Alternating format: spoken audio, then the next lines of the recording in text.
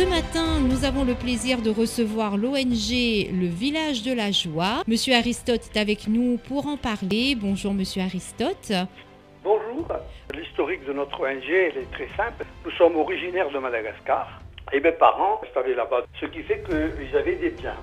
Et en particulier, ils avaient un terrain qui est assez grand, on avait 90 hectares. Et malheureusement, dans les années 75, on a été, comme beaucoup, suite aux événements politiques sur le pays, on est parti.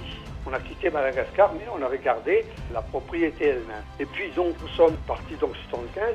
Et puis dans les années 2000, mon frère et son épouse ont décidé de rendre un petit peu à Madagascar tout ce que nous avions vécu de bien, notre jeunesse heureuse à Madagascar, et dit il faut rendre à ce pays un petit peu tout le bonheur que nous avons eu quand nous étions là-bas.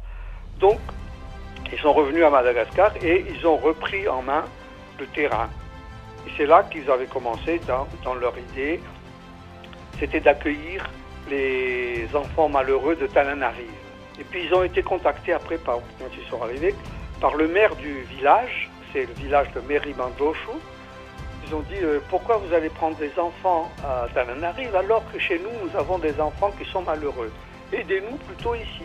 Et c'est comme ça qu'est née petit à petit l'association. On a commencé par prendre les enfants en leur donnant un petit repas de matin. Et puis ça a été petit à petit. L'engrenage s'est mis en route.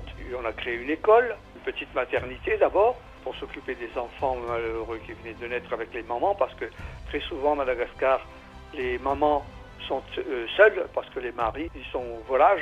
On a pris les enfants au début, les petits vont faire une nurserie, après ça a été une maternité, puis enfin bref, petit à petit ça s'est mis en place. Et on est arrivé donc à notre stade actuellement où nous avons à peu près de 300 enfants qui sont scolarisés, soignés, éduqués.